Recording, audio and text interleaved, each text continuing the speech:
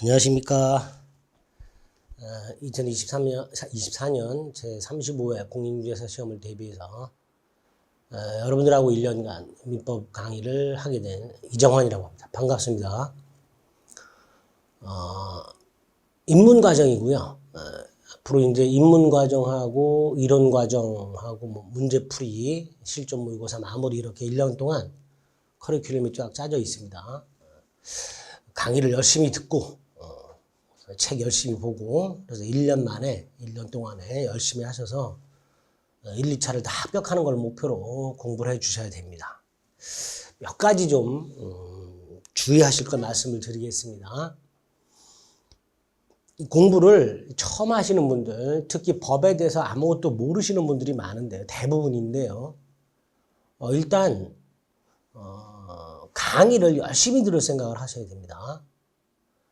독학한다고 혼자서 책 보고 공부하시는 분들이 계시는데 비추입니다. 강의를 좀 열심히 들으셔야 돼요. 매주 과목별로 강의가 이렇게 쭉 계속 누적해서 올라오게 되는데 이걸 한 번이라도 놓치면 강의가 이렇게 들어야 될 게 쌓여요. 쌓이게 되면 따라가기가 굉장히 버겁습니다. 그 과정은 그냥 날리게 돼요. 그렇게 하지 마시고 처음부터 시간을 딱 내셔서 계획을 세우세요. 내가 매일 몇 시부터 몇 시까지는 강의를 꼭 들어야 되겠다. 이렇게 계획을 세우셔서 매일 올라오는 강의를 뭐 드라마 보듯이, 뉴스 보듯이, 스포츠 경기 보듯이 편안하게 들어주세요. 공인중개사 이 공부는 듣는 게 일단 절반 먹고 들어갑니다. 강의를 보고 듣는 게 절반을 먹고 들어가요. 그러니까 첫째, 강의 빼먹지 말고 매일 올라오는 강의를 따박따박 듣자. 이게 첫 번째입니다. 두 번째, 여러 번 듣자. 시간이 날 때마다 듣자. 한 번만 들으셔가지고는 무슨 말인지 못 알아들어요. 뭐 듬성듬성 알아들으실 수는 있을 거예요. 그러나 전체적으로 못 알아듣습니다. 그러니까 시간 날 때마다 반복해서 들어주자. 일단 여러분들께서는 제가 이제 다음 과정에서는 또 말씀을 드릴 건데 입문 과정에서는 강의를 정해진 스케줄대로 따박따박 듣고 그다음에 반복해서 듣고 그러니까 오다 가다 들어도 되고요. 이동하다 들어도 되고 밥 먹고 쉬는 시간에 들어도 되고 어쨌든 이렇게 따박따박 듣는 것과 반복해서 듣는 것 요거를 좀 꼭 실천해 주시기 바랍니다. 그 다음에 이제 저하고 하실 과목이 민법과 민사특별법이라는 과목인데요. 공인중개사 시험은 1차에 두 과목이 있고 2차에 3과목이 있죠. 그 중에 1차 2과목이 부동산 학개론 하고요. 민법 및 민사특별법입니다. 부동산 학개론이 1번부터 40번이고요. 민법 및 민사특별법이 41번부터 80번까지입니다. 총 80문제를 1차 1교시에 보게 됩니다. 100분을 주어주죠. 100분. 100분 동안 80문제를 푸셔야 되는데 한 10분 정도, 적어도 10분 정도는 답안지에 이렇게 마킹, 표시하는 시간으로 빼놓고 결국 여러분들이 1차 시험 80문제를 풀 수 있는 시간은 90분 정도가 됩니다. 그 중에서 학개론 한 40분, 민법 한 50분, 요 정도 배분을 하셔야 돼요. 지문 길이가 민법이 좀 깁니다. 그러니까 페이지로 따지면 민법 페이지가 한 페이지 정도가 더 나와요. 따라서 학개론 40문제 40분, 민법 40문제 50분 정도 이렇게 할애를 해서 문제를 푸셔야 되는데 이게 그 제 시간 내에 다 읽지를 못해요. 왜 그럴까요? 문제 및 지문을 이해를 못합니다. 문제는 뭘 물어보는지를 몰라요. 지문은 무슨 내용인지를 이해를 못합니다. 특히 법학은 더 그렇습니다. 그래서 여러분들이 1년 동안 공부하시는 내용이 결국은 문제가 무엇을 물어보는 것인가? 지문, 무엇을 내용으로 하는가. 그거를 빨리 파악하는 훈련을 하시는 거예요. 1년 동안 하시는 게 그거예요. 저게 무슨 개소리냐. 강의 들어보시고 기출문제 풀어보시고 하시면 그냥 몸으로 느껴집니다. 몸으로. 자, 그럼 문제가 무엇을 물어보고 그다음에 지문이 무엇을 의미하는가를 빠르게 이해하려면 어떻게 되는가. 첫째, 법률 용어.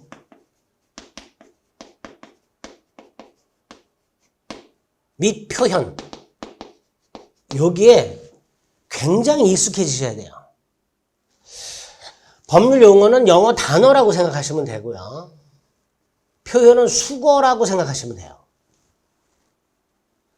단어와 수거, 그리고 구조, 문장 구조. 이런 게 굉장히 익숙해지셔야 돼요. 익숙해진다는 건 어떤 의미냐? 자, 우리가 밥 먹었냐? 그럴 때 밥 먹었냐? 누군가가 나한테 밥 먹었냐라고 말을 했을 때 0.0001초도 안 걸려서 무슨 의미지가 직관적으로 들어옵니다. 그쵸? 밥이 뭐지? 먹었냐가 무슨 뜻인지 생각하지 않습니다. 밥 먹었냐 그러면 워낙에 익숙한 단어고 워낙에 익숙한 용어이기 때문에 0.0001초 만에 직관적으로 이해가 됩니다. 그런 의미예요. 용어나 표현이나 문장 구조를 시험 문제 내지는 않습니다. 전체적인 의미를 물어보는 거지. 그 하나하나를 물어보진 않아요. 그러니까 이런 거에 굉장히 익숙해져서 어떤 민법 문장이나 문제가 나왔을 때 그거를 생각해서 받아들이는 게 아니고 거의 직관적으로 받아들이게끔 그렇게 익숙해지시는 훈련을 해 주셔야 됩니다. 그래서 입문 과정에서는 특히 요거 중에서도 용어 및 표현 및 구조 중에서도 가장 중요한 것들, 가장 빈번한 것들 위주로 입문 과정은 강의를 진행합니다. 세부적인 내용은 입문 과정에서는 다 건너뛸 거예요. 거의 용어 위주로, 표현 위주로, 민법상의 제도 위주로, 즉 개념 위주로 설명을 드릴 거니까 대단히 중요한 과정이라고 생각하시면 돼요. 기초 및 토대를 다지는 과정입니다. 흔히 이 공부하시면서 이 과정을 굉장히 소홀히 하시는 분들이 계십니다. 그러면 나중에 본 이론 강의 들어가서 굉장히 힘들어하시고 버거워하십니다. 한 페이지 나갈 때마다 시간이 너무 오래 걸려요. 이해하시는데. 단어 하나하나 의미를 파악해서 읽다 보니까 마치 우리가 영어 단어를 외우지 않고 수거를 외우지 않고 문장에 익숙하지 않은 상태에서 영어 한 페이지를 볼 때마다 사전 찾아보고 일일이 대입해서 번역한다는 걸 한번 생각을 해보세요. 민법 공부를 그렇게 할 수는 없잖아요. 영어 공부도 마찬가지죠. 웬만한 건 외워야죠. 기본적인 건. 직관적으로 탁탁탁 해석이 돼야 되잖아요. 법학도 마찬가지입니다. 그래서 입문 과정에서는 용어 위주로 강의한다. 두 번째 말씀드리고요. 세 번째 말씀드린 거는 이제 구체적으로 민법. 자, 여러분들이 입문 과정에서는 강의를 따박따박 듣고 반복해서 들으며 듣는데 전력하고 주로 용어나 표현 위주로 이해하자. 직관적으로 알 수 있게끔 반복하자. 요 정도를 염두에 두신 다음에 자, 민법. 40문제가 나오죠. 41번부터 80번까지 40문제가 나오는데 총 4덩어리가 구성이 되어 있습니다. 우리 민법이 민법이라는 법은 우리 대한민국 민법이라는 법은 총 5파트로 이루어져 있어요. 이 5파트 중에서 3파트가 시험범위고요. 3파트도 다가 아니고요. 일부가 시험범위고요. 민법에는 특별법 5개가 우리 시험범위입니다. 그러니까 민법의 5파트 중 3파트 일부하고 민사특별법 파트 총 4파트가 우리 시험범위입니다. 그 중에 첫 번째 파트가 바로 민법 총칙이라는 파트입니다. 여기서 10문제가 나오죠.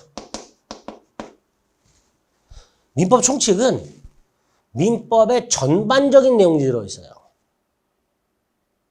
그러니까 우리가 흔히 얘기하는 총론 파트라고 생각하시면 돼요. 민법의 총론. 그러니까 민법 총칙이라고 부르죠. 그래서 10문제가 나옵니다. 근데 좀 많이 추상적이에요. 그래서 수험생분들이 처음부터 민법 총칙을 하다 보면 굉장히 어려워하십니다. 자, 내용은 굉장히 어려워요. 내용은 굉장히 어려운데 문제는 중난이도 정도로 출제가 됩니다. 그러니까 민법 총칙에서 상난이도로 출제되는 경우는 거의 없어요. 따라서 민법 총칙 좀 어렵지만 열심히 하셔서 한 8문제 정도, 8에서 9문제 정도는 맞춰주실 생각을 하셔야 됩니다. 두 번째 파트가 물권 파트예요. 물권. 물권은 물건에 대한 권리, 물건에 관한 권리 말합니다. 대표적인 소유권 같은 거죠. 저 물건을 내 거야 이렇게 말할 때, 저 물건이 내 거야 라고 얘기할 때 법적으로는 저 물건에 관한 소유권자는 나야 이런 뜻이에요. 그러니까 물건에 관한 권리를 물권이라고 하는데 여기서 14문제가 나와요. 14문제가 나오는데 물권 총론 부분과 물권 강론 부분이 있습니다. 총론 부분에서 한 3, 4문제 정도, 강론 부분에서 10에서 한 11문제 정도 나와요.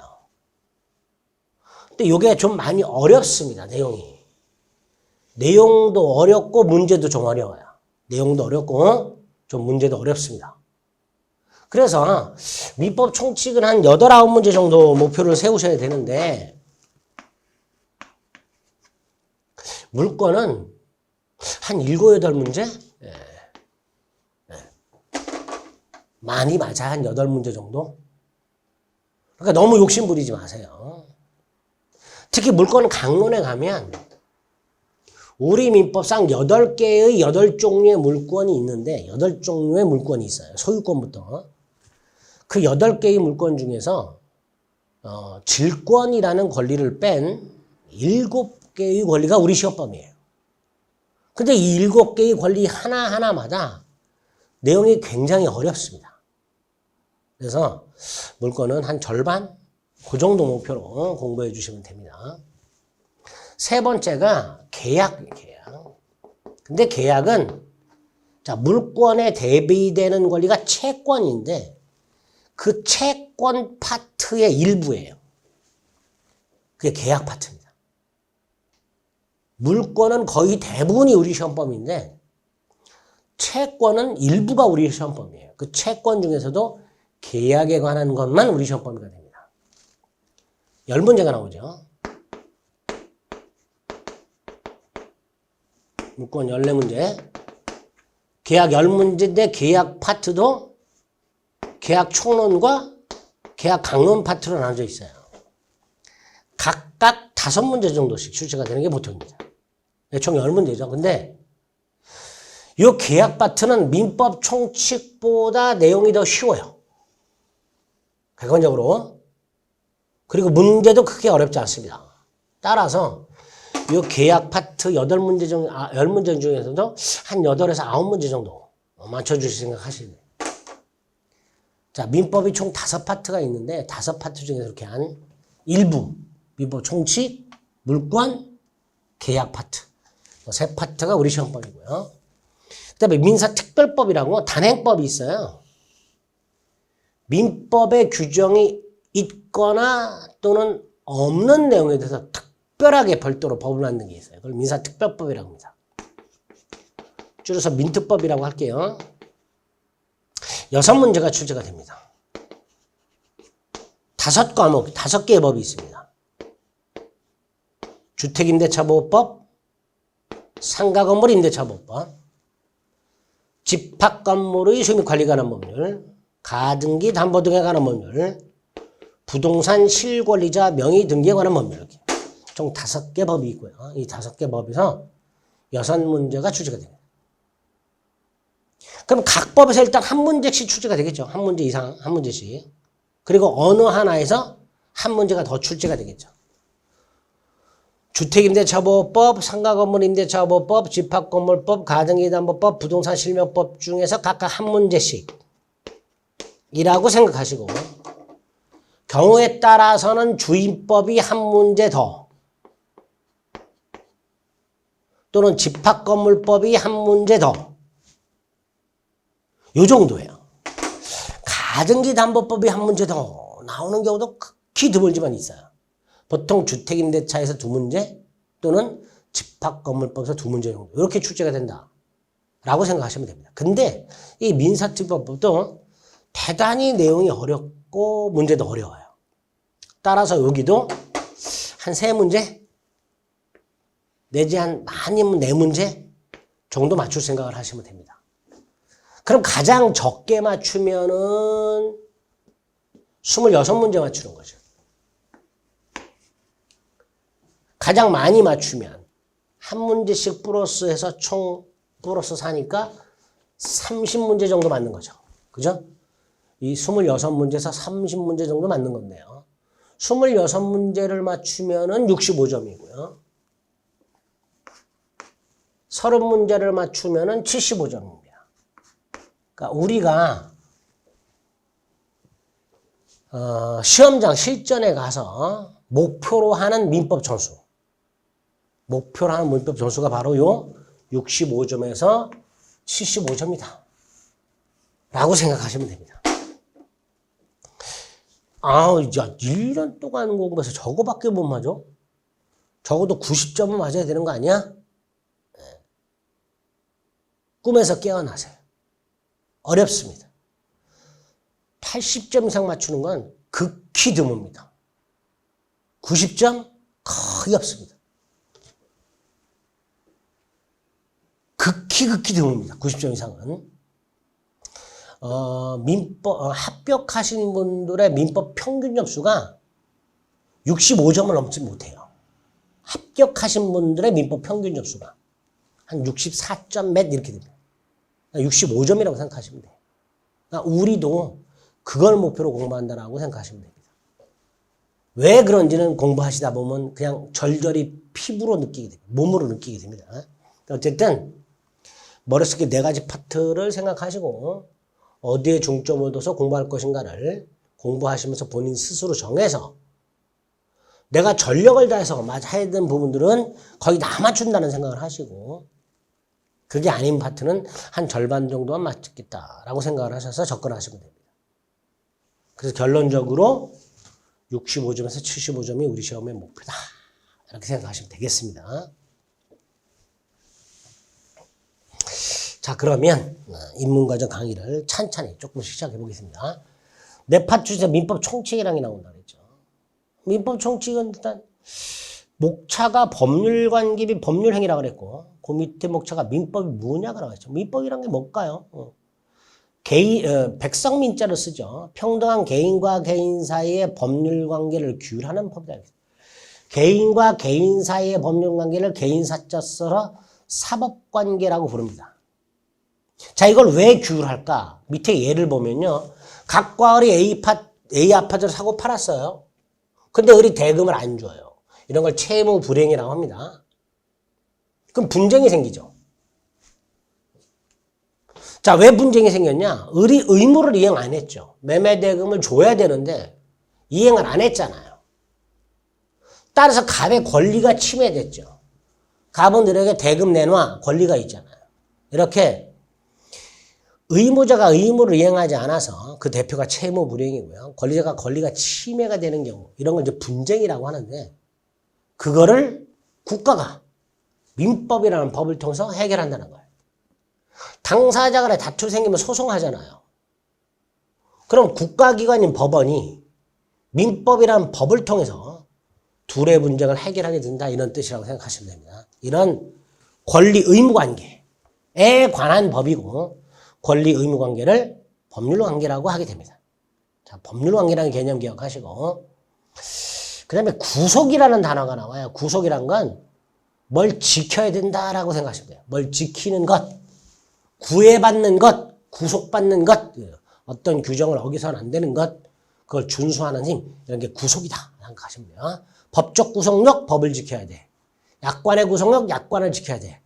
그 다음에 청약의 구속력은 나중에 계약 가서 말씀드릴게요. 이런 구속이라는 개념 기억하시고. 자, 평등한 개인과 개인 사이의 법률은 합업관계라고 한다. 그 다음에 또 용어가 나왔죠. 권리가 있죠. 권리란 건 법이 보호하는 힘, 이렇게 생각하시면 돼요. 그러니까 권리가 침해가 되면 궁극적으로 법이 보호를 해주는 거예요. 그리고 권리를 갖고 있는 사람을 위한 거예요. 내 권리. 자, 내 권리만 나한테 의미가 있어요. 다른 사람의 권리가 침해되면 나는 관심이 있어요, 없어요? 없단 말이에요. 내 권리가 침해됐을 때 의미가 있는 거예요. 그런 거 권리라고 부른 거예요. 반면에 권능은 넘어가시고 권한을 봅니다. 권한은 다른 사람을 위한 거예요. 다른 사람.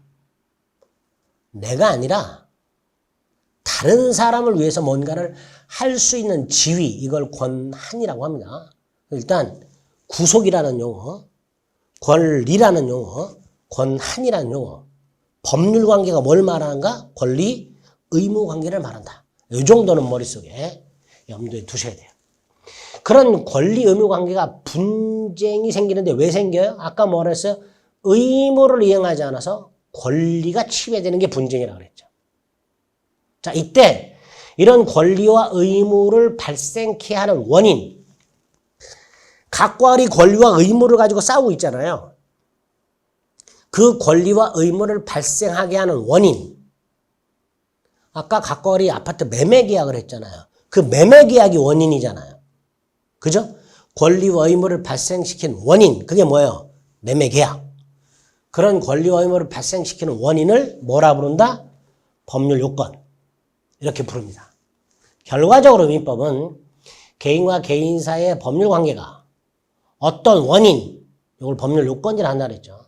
원인에 의해서 발생하고 그에 따라 발생하는 권리 의무의 구체적인 내용, 어떤 권리와 의무가 생기는가, 이걸 법률 효과라고 합니다. 이걸 규정해 놓은 게 민법이다. 그럼 정리하면 되죠? 민법은 법률 요건과 법률 효과를 규정한 법, 이렇게 생각하시면 돼요. 그럼 우리가 결국 공부해야 될 게 뭐예요? 법률 요건과 법률 효과라는 걸 공부하게 되는 거예요. 자, 민법의 구성은 좀 전에 말씀드렸던 것들입니다. 민법은 총 5개 파트로 이루어져 있고 그중에 4파트가 우리 시험법이다. 말씀을 드렸고요. 자, 두 번째, 법률관계 변동이라고 되어 있죠. 당사자 간에 다투고 있는 권리 의무 관계는 당사자 간에 발생하고 변경되고 소멸하는 과정을 거쳐요.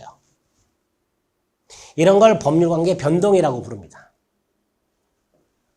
법률관계, 즉 권리 의무 관계는 일정한 원인, 즉 법률 요건에 의하여 변동이 된다. 그 변동은 권리 의무 관계 변동을 의미하게 되는데 그걸 법률 효과라고 한다. 그 변동의 구체적인 3단계. 발생, 변경, 소멸. 발생, 변경, 소멸. 발생은 권리의 취득이라고 합니다. 권리가 발생하면 그 권리를 누군가가 가져가겠죠. 취득이 되겠죠. 취득한 게 변경이 되고 궁극적으로 소멸하겠죠. 요 세 가지를 싸잡아서 권리 변동, 이렇게 부르게 됩니다. 자, 이때 예를 들어서 간단하게 아까 갑이 을과 갑소유 A 아파트를 매매해요. 그래서 을이 갑에게 대금을 지급하고 갑이 A 아파트를 넘겨줘요.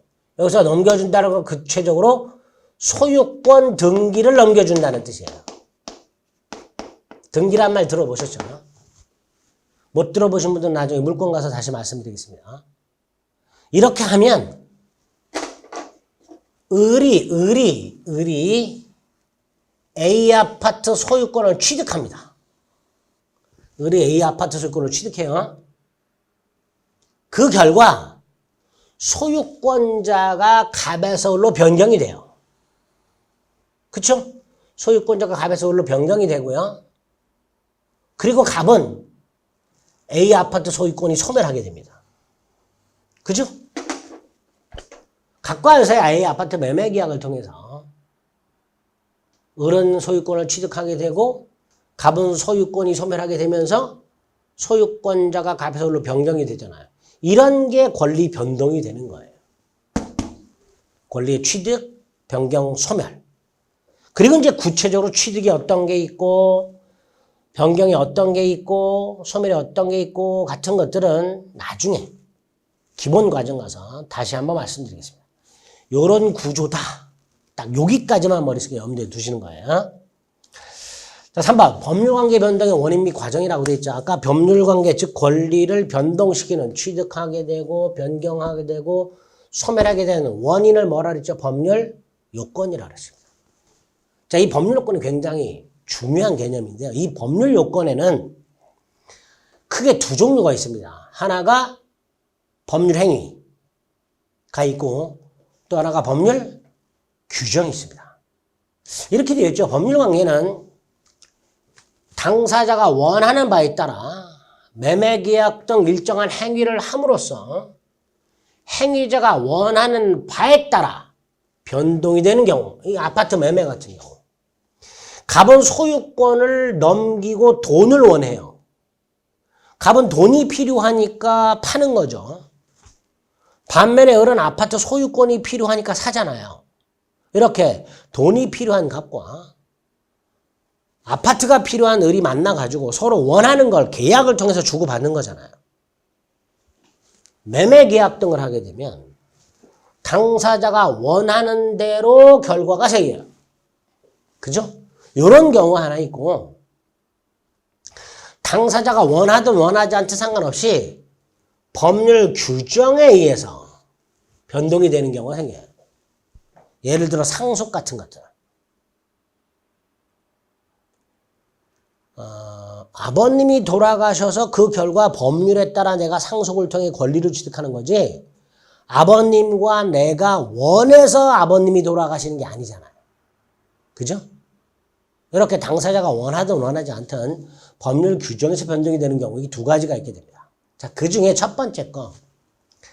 당사자가 원하는 바에 따라 매매계약 등 일정한 행위를 하게 되고 그 행위를 통해서 원하는 대로 변동이 될 때 이 행위를 법률행위라고 불러요. 자, 민법에서 가장 중요한 개념이 나왔습니다. 법률행위라는 개념. 아까 민법 정칙이 10문제 정도 나온다고 그랬죠. 그 10문제 중에서 9문제가 법률행위에 관한 거예요. 적어도 9문제가. 10문제일 수도 있고요. 적어도 9문제가 법률행위에 관한 내용입니다. 어쨌든 여기서 기억하실 것은 법률관계의 변동, 즉 권리의 취득, 변경, 소멸을 일으키는 원인을 법률 요건이라 하고 그 법률 요건에 두 종류가 있다. 그 중에 하나가 법률 행위에 의한 경우, 또 하나가 법률 규정에 의한 경우. 이렇게 나눠서 생각하죠. 여기까지 됐죠? 이걸 권리 변동이라고 하고요. 그 원인, 이걸 법률 요건이라 한다 그랬죠. 그리고 이 법률 요건에 두 가지가 있다. 법률 행위, 법률 규정 이렇게. 그리고 이 중에 핵심이 법률 행위입니다.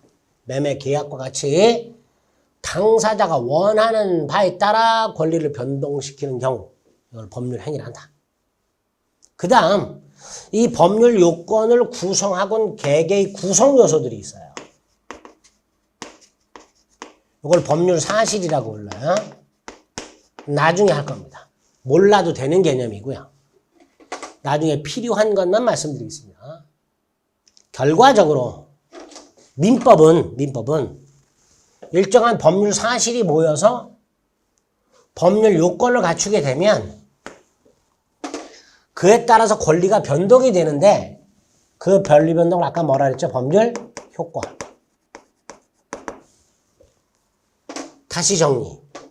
일정한 법률 사실이 모여서 법률 요건을 충족시키면 그에 따라서 뭐가 발생한다? 법률 효과가 발생한다. 요게 바로 민법의 구조가 되는 거야. 조문 구조가. 그래서 동그라미 한번 결국 일정한 법률 사실이 모여서 법률 요건을 갖추게 되면 효과가 생기는데 법률 행위 경우에는 행위자가 원하는 대로 효과가 생기고 법률 행위 이외의 원인의 경우에는 뭐에 따라? 법률 규정에 따라서 법률 효과가 발생하게 됩니다. 법률 행위 요건 중에서 중요한 것이 법률 행위고 우리 공인중개사 시험은 바로 이 법률 행위를 핵심 내용으로 하게 됩니다. 법률 행위의 가장 대표가 계약입니다. 법률의 가장 대표가 뭐라고요? 계약.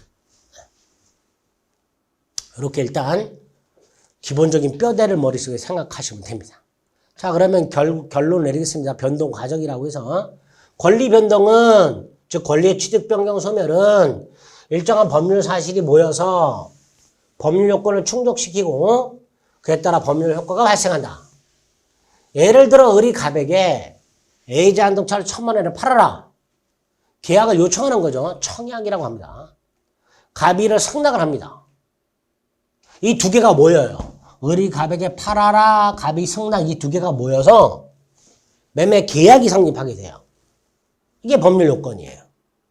그에 따라서 각과 다르게 뭐가 생겨요? 권리가 생겨요. 의무가 생겨요. 이런 과정을 거치게 됩니다. 자, 기본적인 뼈들 잡으셨죠? 그럼 이제 아주 중요한 법률 행위 개념이 나오게 된 거예요. 자, 그리고 민법 총칙은 바로 이 법률 행위에 관한 내용입니다.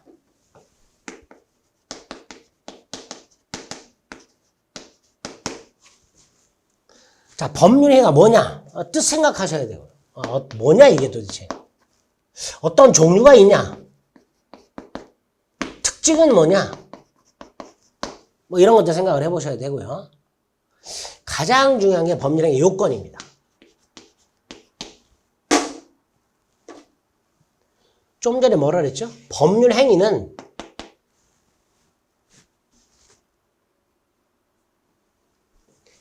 행위자가 원한 대로 효과가 생기잖아요. 그게 법률 행위라 그랬죠. 그러니까 생각을 해보는 거야. 행위자가 원한 대로 효과가 생기려면 법률 행위는 어떤 요건을 갖춰야 되는가? 요게 우리 시험범위의 민법 총칙 내용입니다. 법률 행위의 요건을 물어보는 게 9문제 정도 출제가 되는 거예요. 법률의 요건을 물어보는 게. 그 요건이 굉장히 많겠죠. 그 요건을 물어보는 게 한 9문제 정도 출제가 되는 거예요.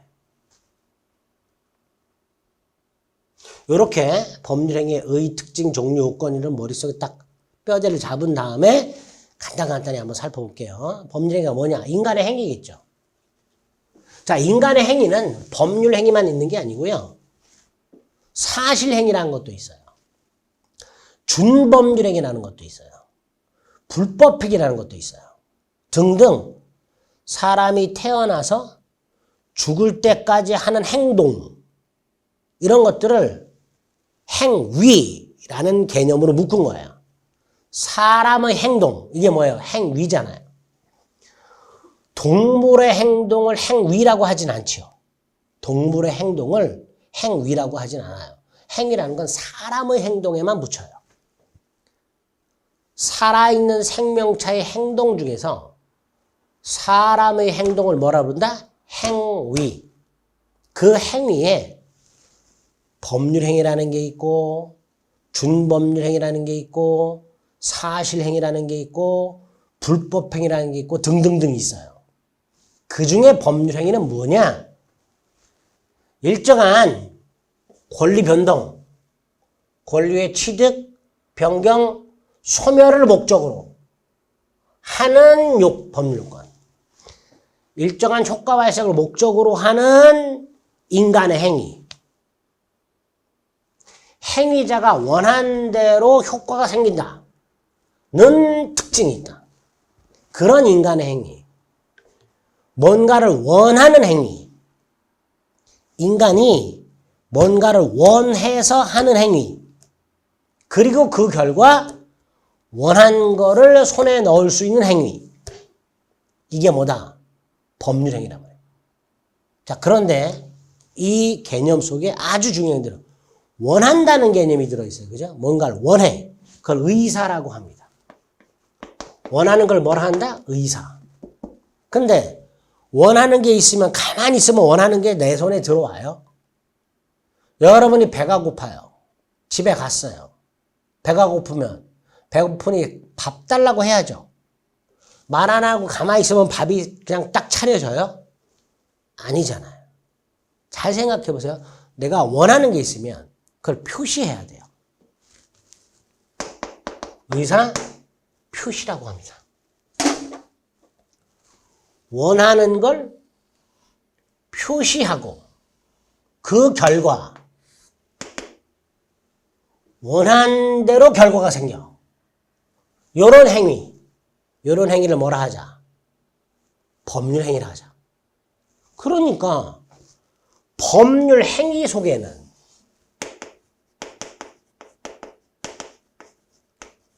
반드시 뭐가 들어있더라? 의사 표시라는 놈을 구성 요소로 하고 있더라.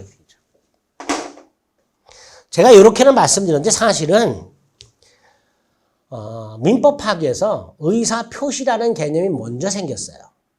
그리고 인간의 행위 중에서 의사 표시를 공통 요소로 하는 인간 행위를 법률 행위라고 부르자라고 약속을 한 거예요. 인간의 행위 중에서 의사 표시를 공통적으로 포함하고 있는 행위를 뭐라 하자? 법률 행위라 하자.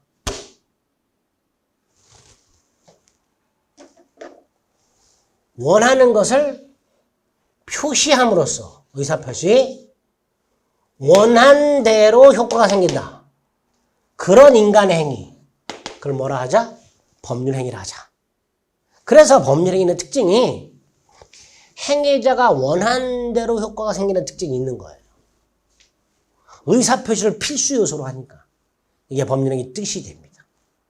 그래서 법률 행위라는 개념과 의사표시라는 개념 조금 추상적이고 어렵지만 지금 몇 가지 기억할 개념들이 나왔어요. 법률관계, 법률관계 변동, 취득 변경 소멸, 법률 요건, 법률 효과, 법률 요건의 두 가지, 법률 행위와 법률 규정, 그 중에 법률 행위, 개념, 그 속에 뭐? 의사 표시까지. 자, 그럼 머릿속으로 다시 한 번만 뼈대를 잡아볼게요. 일정한 구성 요소, 법률 사실이 모여서 뭘 갖추면 법률 요건. 그에 따라서 뭐가 생겨? 법률 효과. 법률 효과는 다른 말로 뭐라고 해? 권리 변동. 권리 변동은 구체적으로 뭐라 그래요? 권리의 취득, 변경, 소멸. 예를 말씀드렸죠? 그 다음에 이런 법률 효과를 발생시키는 원인을 뭐라 그런다? 다시 한번 법률 요건. 거기에 뭐가 있다? 법률 행위.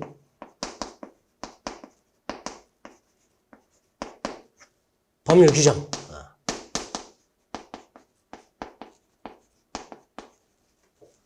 그죠? 그리고 핵심 개념이 뭐다? 법률 행위.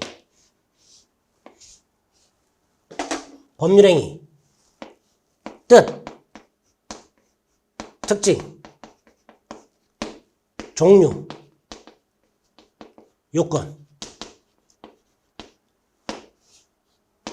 그 중에 또 핵심이 뭐다? 요건. 요건 가기 전에 뜻이 뭐냐? 인간의 행위 중에서 의사표시를 공통요소로 하는 인간의 행위. 특징이 뭐냐? 의사표시한 대로, 원한 대로 효과가 생긴다. 이게 특징이다. 이런 것들이 법률행위다라고. 앞으로 공부하실 때 기본적인 내용들을 살펴보신 거예요. 그럼 이제 구체적으로 종류, 요건 이런 거 보시면 되는데 이 종류를 가끔 시험 문제 물어봐요. 가끔 물어보는데 최근에는 좀 약간 빈번해졌어요. 종류를 물어보는 게. 법률의 종류가 뭐가 있는가? 근데 이 종류는 분류 기준에 따라서 그 내용이 좀 달라져요. 우리 엔진을 품고 있고 사람이나 물건을 이동시키는 기계장치를 자동차라고 부르잖아요. 근데 자동차가 굉장히 많잖아요. 그거를 분류하려면 기준 삼아서 분류하면 쉽지요. 승용차, 즉 용도로에 따라 기준하냐, 제조사에 따라 기준하냐 등등등, 배기량에 따라 구별하냐 등등등 어떤 기준을 세우면 종류를 구별하기가 좀 쉽잖아요. 마찬가지예요. 의사표시를 필수 요소로 하는 법률행위를 몇 가지 기준에 따라서 분류를 하게 되는데 그 중에서 법률행위의 필수 구성 요소가 뭐라 그랬잖아요? 의사표시. 그 의사표시가 몇 개 들어있는가에 따라서 구별하는 경우. 이게 가장 많이 물어보는 거예요. 법률행위는 반드시 의사표시가 들어있는데 그 의사표시가 몇 개냐? 이거 가지고 구별하는 것. 이걸 제일 많이 물어봐요. 그럼 일단 의사표시가 딱 하나 들어있는 경우, 2개 이상 들어있는 경우 이렇게 나눠볼 수 있죠. 의사표시가 딱 하나 들어있는 경우가 있고요. 2개 이상 들어있는 경우가 있습니다. 의사표시가 딱 하나 들어있는 거 이걸 단독행위라고 해요. 2개 이상 들어있는 게 2종류가 있는데 그 중에 우리 시험 범위가 계약이에요. 그래서 보통 범죄의 종류를 구별하라고 할 때 문제가 단독행위와 계약을 구별하라. 이런 문제가 간간히 출제가 됩니다. 단독행위하고 계약을 구별해라. 자, 이때 단독행위하고 계약은 어떤 차이가 있냐? 단독행위는 그냥 일방적인 거라고 생각하시면 돼요. 자, 갑하고 우리 애인 사이예요. 사귀는데 헤어지려고 헤어지려고. 자, 헤어지는 방법을 한번 생각해 볼까요? 갑은 헤어지고 싶은데 을은 원하지 않아. 갑이 일방적으로 헤어져. 일방적으로 연락 끊고 폰 바꾸고 해서 일방적으로 헤어지는 경우가 있죠. 그게 단독행위예요. 반면에 계약은 합의하는 거야, 합의. 갑이 을한테 야 지겹다 헤어질래? 을이 야 나도 지겨워 헤어지자. 합의를 보는 게 계약이에요. 그럼 합의는 필연적으로 어느 한쪽의 의사표시, 헤어지고자 하는 한쪽의 의사표시, 또 헤어지고자 하는 다른 쪽의 의사표시, 이게 합치가 되잖아요. 그러니까 필연적으로 의사표시가 2개죠. 반면에 단독행위는 한쪽만 의사를 표시하는 거예요. 일방적으로. 단독행위는 일방적인 행위, 계약은 합의. 이렇게 생각을 해주시면 돼요. 두 번째, 이 단독행위가 또다시 상대방 없는 단독행위가 있고요. 상대방 있는 단독행위가 있는데 이 상대방 없는 단독행위와 상대방 있는 단독행위도 앞으로 구별하실 수 있어야 되는데 지금은 구별 안 하셔도 됩니다. 오늘은 입문 과정에서는 법률행위 종류와 관련해서는 법률행위 필수 구성 요소인 의사표시의 수에 따라서 일방적인 행위인 단독행위와 상대방과 합의하는 계약 이렇게 나눠지게 되고 단독행위는 일방적인 거다. 이 정도까지만 기억을 해두시면 돼요. 자, 의사표시 수에 따라서 단독행위는 하나라 그랬죠. 뭐라고 생각하시면 돼요? 일방적 행위.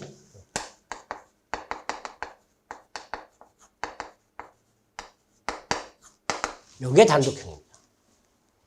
상대방이 없는 단독행위와 상대방이 있는 단독행위 2종류가 있는데 구체적으로 어떤 게 있는지는 나중에 볼 거예요. 상대방 없는 단독행위 중에서 재단법인 설립행위가 있는데 재단법인이 먼저만 생각을 해요. 재단법인.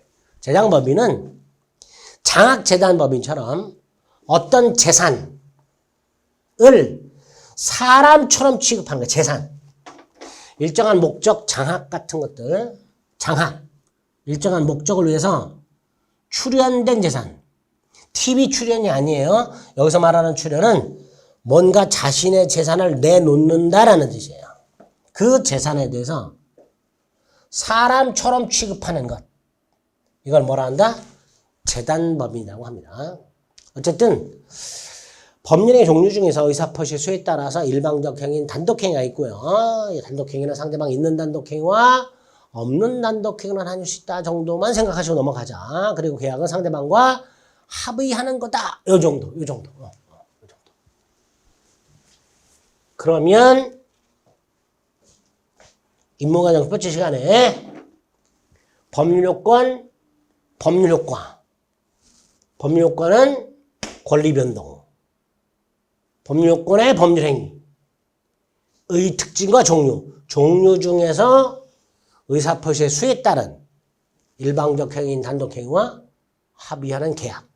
요 정도까지를 뼈대를 잡아서 머릿속으로 자꾸 이렇게 틀을 잡으셔야 돼요. 그렇게 틀을 잡은 상태에서 요건이 뭐냐를 보시게 되고요. 요건에 대해서는 시간을 달리해서 전체적으로 다시 한번 또 뼈대를 잡아 드리도록 하겠습니다. 자, 어때요? 첫 번째 시간 들을만 하시죠?